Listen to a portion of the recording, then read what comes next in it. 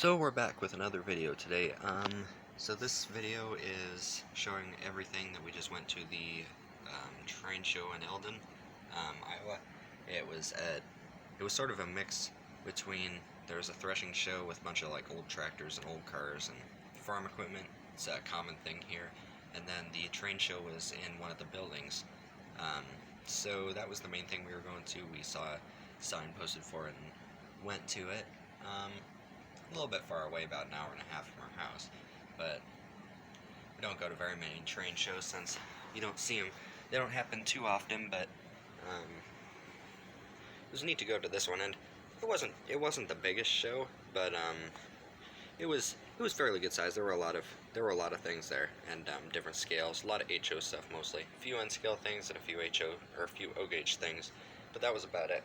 I already uploaded a video of the Ottumwa Model Railroad Museum just earlier, so that was also on our trip home from coming back from the train show, and my brother should have a video of the train show on his channel when he uploads it. So I'm going to show all the things that we got from the train show. This is combined, both my brother and I, things that we got. So first thing I got, this is a Bachmann J-Class steam engine 484. Would have been the Norfolk and Western brown and black paint scheme, but they've painted it up to be number 5837, the Eastern Iowa Railroad. So this one's very neat. It's a railroad. Eastern Iowa is a railroad that goes through Iowa, as you would expect, since that's where I live. It's kind of neat to have one of these, especially a J-Class steam engine, which is one that I don't have, one I've been looking for, and it's in a cool paint scheme, custom, one of one usually, or should be only one of one since it's a custom deal. So that one's very nice, and it's got the original box and everything. So the next one, this is an Alco Models. It's a RS3 diesel, missing a couple of the gears, so I'm going to have to do some modifications to this one, but the motor works on it, and I forgot to say the Bachmann one runs really good. This one, it wasn't $60, it was $40 for a brass steam engine. The motor runs, it needs to be somewhat assembled, but it's got the original box as well. Then there was this one. This is a Concord E7, Illinois Central, since that's where my dad grew up. Illinois Central was one of the main railroads over there, so this one was a really neat one. Anything Illinois Central I really like. That one was like $30, so, and it runs really good too. Then this one I just thought was very interesting. Vermont Railways boxcar. I think it's an Athearn. The magnet, or the weight in it, is kind of falling out, so I'm gonna have to glue it back in. Then these are two interesting ones. These are both Lifelikes, I think, but I don't know if they're custom painted. One's Baltimore and Ohio. Baltimore and Ohio switcher, and then the other's in New Haven. They're both dirty and need some work done to them. Like this one doesn't run. The blue one does actually run, but it's not very quiet, so definitely needs work. Then the next 5 things, from the Columbia Soups boxcar to this Burlington engine, these were all in just a bag of basically just a lot. It's just all parts stuff. So this is a Varney engine. Missing the back wheels. I'll have to steal the ones off the front because that's where the motor is, since I can't really see it very well. There you go. Missing the back wheels, but the motor actually runs in it, so that one's pretty nice. And then this one, this is just a Tyco Santa Fe. This one is actually complete, and it actually runs. It needs to be oiled and everything, but it actually runs. So this one is another Tyco, but it's got 2 motors in it. I don't know if somebody custom did this one, because I don't think they ever came with dual motors on this one, but it's got a motor in the front and the back. No weight in it. This one doesn't run. Neither of the motors seem to be working at all. So that one, I don't know what we're going to do. I'll have to see if I can get any of those motors running. Then there's just a Bachmann flat car, no wheels on it. And then this Columbia Soup ones, which is interesting because metal base, I don't know what it is. It doesn't say on the bottom. Don't know if it's like an Athearn kit, but there's a hole in it. I don't know if somebody put a soldering iron up to it or something, but it's been melted. You can only really tell on the if you look at it from this side.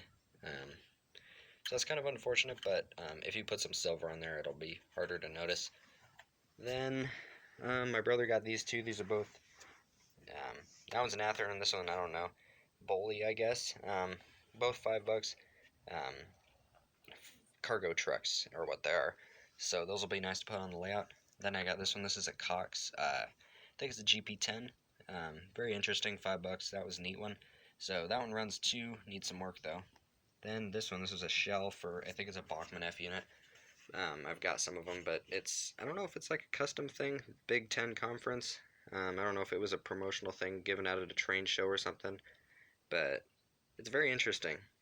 So that'll be neat to have on one of the engines, and it's a interesting paint scheme with the red roof and kind of primer gray and all of that.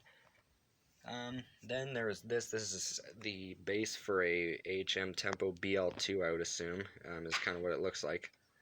It runs, it needs work, but I mean, you can never have enough bases. Then this thing, he threw this in for free when I got that J-Class steam engine. This is an auto train shell for, I think it's a Bachmann. I don't know if it'll work on any other engines, but I'll figure out something to do with it. And then my brother got these. These are 3 cabooses. I think the chassis system one is a Fox Valley. The Union Pacific one's Atlas, and then I don't know what the Southern Pacific one's, if it's like an Athearn or a Bowser or something. But they're all really nice, and he got a good price for them. I think they were $10 for the 3. So those were really neat. And then we went to an antique store after it, and they had a set with Mark's set in it. It's a Mark's 490. It's in very good shape. It just needs to be cleaned out and all that. And then the Rocket Fuel box car, or tank car, Lehigh Valley hopper car, and then the Pacemaker caboose. And then they also had, this was in a different area in the antique store, but this is an old Lionel pre-war tank car, and there's the box for it. It came with the original box, so got those. And then with the Marks set, it was just in a box. It had a few other things, like there's an old Marks transformer, a couple lock-ons, the box from Lionel 1668, which I think is one of the steam engines that I've got. So because there's no end on the box, it doesn't actually say which one it was. Yeah, a couple of lock-ons, a couple of pieces of cardboard, and then one of the trees. So the tree will go on the layout, and I'll probably use the lock-ons for something else, and the controller I'll work on to see if I can get it going. And then show some of the stuff, and I guess it came with a couple of these are actually Hot Wheels risers. So I've got a few of these already from my old Hot Wheels tracks that my uncle had, so those will be nice. And then more ones that my brother got. My brother got mostly just freight cars. He didn't get any engines. But there's a Reading caboose that's a Proto 2000 Bowser Illinois Central Gulf caboose. Sioux Line, it's a Roundhouse Sioux Line boxcar kit. And then he got, I think these are, oh, what are these? To be honest, I have no idea what these are. I think these are details for passenger cars. But he would know. But he got them for some reason, I guess. He must need them for, he does a lot of kit building engines. Kit building freight cars. And then the last thing I got was got a set of, guy had a bunch of Lionel stuff, and it wasn't all just pre-war stuff. He had a lot of post-war stuff as well.